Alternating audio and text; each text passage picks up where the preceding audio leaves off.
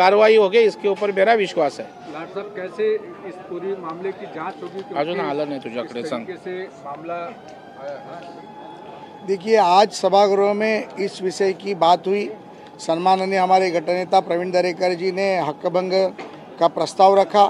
कुणाल कामराव और अंधारे मैडम के ऊपर वो हक्कभंग था। अभी आज ही उसको सभापति ने स्वीकृत किया है। सभापति के स्वीकृत के बाद वो समिति के पास आता है। जब समिति के पास आएगा उसके बाद उस बारे में जांच की जाएगी और उसके बाद ही हम कुछ इसके बारे में बात कर पाएंगे। सर, मराठीमध्ये सांगा की सुषमा अंधारे यांच्यावर आता हक्कभंग आणला जायला असं जाणतोय। कुणाल कामरानं गायलेली कविता त्यांनी सुद्धा गायलेली आहे। समितीवर आज कशा पद्धतीने ही कारवाई केली जाईल आणि या सगळ्या नेत्यांना बदनाम करण्यासाठी एखादं षडयंत्र आखलं जाते असं वाटतंय का? ज्या पद्धतीमध्ये कुणाल कामरा नावाचा स्टँडअप कॉमेडियन जो कोण आहे त्यांनी ती एक कविता केली, ज्यामध्ये त्यांनी सन्माननीय उपमुख्यमंत्री व विधान परिषदेचे सभागृह नेते एकनाथ शिंदेंवरती ती कविता केली। त्याच कवितेला पुन्हा रिपीट करण्याचं काम सुषमा अंधारेजीने केलं आणि सभागृहामध्ये त्या विषयावर चर्चा झाली। 289 मध्ये झाली, सदस्यांकडनं झाली आणि त्यानंतर पुन्हा एकदा त्याच्यावरती टीका टिप्पणी करण्याचं केलं आणि नुसतं एकनाथ शिंदेंचंच नव्हे तर देशाचे पंतप्रधान, सुप्रीम कोर्ट या सर्वांचाच त्यांनी अपमान केला आहे। त्यामुळे आज सन्माननीय आमचे नेते प्रवीण दरेकरांनी त्यांच्यावरती हक्कभंग आणला आहे। सभागृहात सभापतींनी तो हक्कभंग स्वीकृत केलेला आहे। अजून तो हक्कभंग समितीकडे आलेला नाही आहे, त्याला त्या प्रक्रियेने तो आमच्याकडे येईल। तो हक्कभंग आल्यानंतर त्याच्यावरती कायदे कलम आणि कायदे मंडळाबरोबर चर्चा करून त्याच्या बैठका घेऊन मग त्याबद्दलचा पुढचा निर्णय आम्ही घेऊ। एक सवाल ये है कि डीमार्ट के कर्मचारियों को अंधेरी में जिस तरीके से मराठी न आने पे मारा गया, उसको कैसे देखते? क्या कानून अपने हाथ में कोई इस तरीके से ले सकता है क्या? देखिए, ये मुद्दा कोई समाज का या कोई भाषा का नहीं है, लेकिन जिस तरीके से मुंबई में रहकर मराठियों का अगर अपमान होगा तो अपमान कोई भी सहन नहीं करेगा।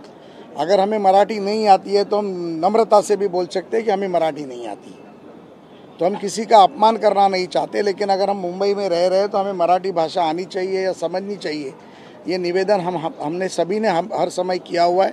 मुझे लगता है इस विषय को राजनीति के तरीके से न लेते हुए इसे अगर मुंबई के मराठी लोगों के स्वाभिमान को पकड़कर अगर हम लेंगे तो ये अच्छी तरीके से समाज में एक मैसेज चला जाएगा। सर, कुछ आमदारों ने चर्चा किया था कि सामना में कार्टून के तौर पे विपक्ष के नेता और सत्ता में जारी नेताओं का कार्टून स्वयं बाला साहब ठाकरे छापते थे, लेकिन आज वैसा ही अगर कटाक्ष किसी किया जा रहा है तो इस भावना दुर्व्यवहार क्यों किया जा रहा है? बाला साहब ठाकरे का जो सामना था वो बाला साहब का सामना था।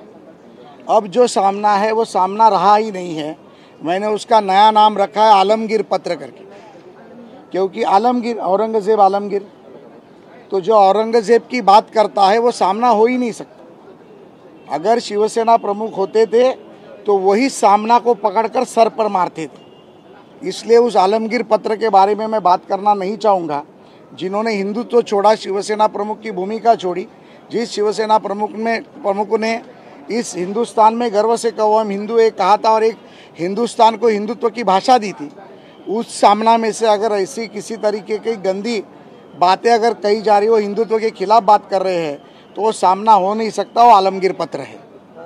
नक्कीच सर, मराठीमध्ये सांगा, सामनामधून पण ही कविता छापून आलेली आहे आणि संजय राऊत जे आत्मविश्वासाने म्हणतात की त्यांचा माझा DNA एक। मला वाटतं की सामना वृत्तपत्र आता बंद झालं आहे, जे बाळासाहेब ठाकरेंचं होतं। कैलासवासी शिवसेना प्रमुख बाळासाहेबांनी सामनाच्या हिंदुत्वाचा ज्या पद्धतीत आवाज उठवला, तो आवाज आता उठवताना दिसत नाही आहे। त्यामुळे माझ्या मते सामनाचं नाव आताच्या संपादकांच्या कारकिर्दीत हे आलमगीर पत्र म्हणून झालं आहे। आता तुम्ही निश्चितपणे विचाराल की आलमगीर पत्र काय आहे, तर औरंगजेबाचं नाव औरंगजेब आलमगीर होतं, त्यामुळे आलमगीर पत्र या नावाने ज्या पद्धतीत औरंगजेबाची स्तुती सामनामधून आलमगीर पत्रातून केली जाते, तेच हे आलमगीर पत्र आहे। त्यांच्याकडून अजून आम्ही अपेक्षा काही ठेवू शकत नाही। आज जर शिवसेना प्रमुख जिवंत असते तर तोच सामना कोणाच्या कुठे कुठे टाकला असता हे आता मी सांगू शकत नाही। एक सवाल ये है कि लगातार जिस तरीके से संजय राउत कुणाल के वीडियोस को ट्वीट कर रहे हैं, उनको ये ट्वीट करके बता रहे हैं कि ये तो अपने जैसा निकला, झुकेगा नहीं साला टाइप के डायलॉग मार रहे हैं, इसको कैसे देखते हैं? आपने गधों की कहानी पढ़ी होगी। गधे को क्या होता है, एक बार आपके पीठ पे उस पे डाल दिया तो जो रास्ता बताया वही रास्ते पे चलता है। तो गधे के मालिक ने जो रास्ता बताया उसी के ऊपर गधा चलेगा। इससे आगे क्या कहो। चलो मैं अभी इसके ऊपर बोलता हूँ, बस हो गया। परिवहन मंत्रालय का एक बात की है अभी, बताया ना उसने। घाटकोपर सर्वोदय से लेके एक्सप्रेस हाईवे तक एमपीएस मार्ग आज 15 साल से जाम लगता है। उसका ब्रिज का काम छोटा सा है, आज तक वो कंप्लीट नहीं हो रहा है। मुझे लगता है ये परिवहन की बात नहीं है, ये महापालिका की बात है। हम निश्चित रूप से इसमें महापालिका आयुक्त भूषण गगरानी जी से बात करेंगे। अगर वो रोड पीडब्ल्यूडी या एमएमआरडी के अंडर है तो एमएमआरडी से भी बात करेंगे। और जनता का विषय है, हम जनता के कार्यकर्ता है, जनता के समर्थन में आए हुए हैं। निश्चित रूप से जनता के कार्य के लिए मैं उन तीनों से बात करूंगा। आपसे वैयक्तिक बात कर ये विषय आप मुझे लिखित में दे दीजिए, मैं आपको 3 दिन में इसका रिझल्ट दे दूंगा। आजच्या अधिवेशनाच्या शेवटच्या दिवशी अर्थसंकल्पीय अधिवेशन अत्यंत उत्तमपणे राज्याचे माननीय मुख्यमंत्री देवेंद्रजी फडणवीस यांच्या नेतृत्वात झालं। राज्याचे उपमुख्यमंत्री अजित पवारांनी अर्थसंकल्प अतिशय छानपणे मांडला। सर्वसामान्य जनता, शेतकरी, कष्टकरी, कामगार, महिला, बेरोजगार, तरुण तरुणी या सर्वांना न्याय देण्याचं काम या अर्थसंकल्पात झालं। अनेक विषयावर चर्चा झाली। विधान परिषद आणि विधानसभेमध्ये अनेक प्रश्न उत्तरं झाली, लक्षवेधी सूचना झाल्या, अल्पसूचना झाल्या आणि इतर अर्धा तास चर्चा आणि अनेक विषयावरती अनेक विधेयकं देखील पास केली गेली। परंतु या संपूर्ण अधिवेशनामध्ये मला एक गोष्ट लक्षात आली, ती होती विरोधी पक्षाची निष्क्रियता। ज्या पद्धतीमध्ये खोट्या पद्धतीने जनतेची भूलथापा करून खोटे विषय सभागृहात आणण्याचा विरोधकांनी प्रयत्न केला, तो निषेधार्थ होता। ज्या पद्धतीमध्ये विरोधकांनी खोट्या पद्धतीमध्ये लोकांचा वापर करून माननीय मुख्यमंत्री उपमुख्यमंत्र्यांचा अपमान करायचा प्रयत्न केला, तो देखील खोटा होता। मी सभागृहामध्ये संविधानाची चर्चा असेल, सन्माननीय आमचे गटनेते त्यांनी अंतिम आठवडा प्रस्ताव मांडला होता। या सर्व विषयावरती विरोधकांनी केलेल्या टीकेचं आम्ही उत्तर दिलंय, ते आपण सगळ्यांनी पाहिलंच असेल। ज्या पद्धतीमध्ये विरोधक आरोप करत होते की आमचे हाल केले जातात, आम्हाला त्रास दिला जातो, त्याचं उत्तर देखील मी दिलंय। 2019 ते 2022 मध्ये उद्धव ठाकरे मुख्यमंत्री असताना त्यावेळेच्या विरोधकांवर आणि आत्ताच्या सत्ताधारीवर कशा प्रकारे उद्धव ठाकरे सरकारने हाल केले याच्यावर चर्चेची देखील मी मागणी केली, परंतु त्यावरती विरोधी पक्षाचं उत्तर नव्हतं। मला वाटतं की ज्या पद्धतीमध्ये विरोधी पक्षाचे हाल या सभागृहामध्ये झालेले आहेत, हे सत्ताधाऱ्यांनी, खरं तर विरोधकांनी सत्ताधाराला धारेवर घ्यायला पाहिजे असतं, परंतु आम्ही विरोधकांना धारेवर धरलं, हा आम्हाला आनंद आहे।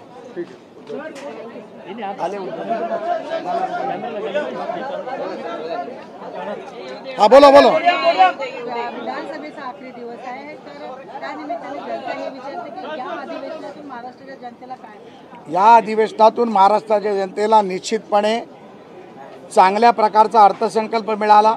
अनेक विषयावर चर्चा झाली, महिला सुरक्षा विषयावर चर्चा झाली, शेतकरी कर्जमाफीवर चर्चा झाली, लाडक्या बहिणीवर चर्चा झाली, शिक्षणावर चर्चा झाली, आरोग्यावर चर्चा झाली आणि निश्चितपणे देवेंद्रजींच्या नेतृत्वात हे राज्य प्रगतीपथावर चाललंय।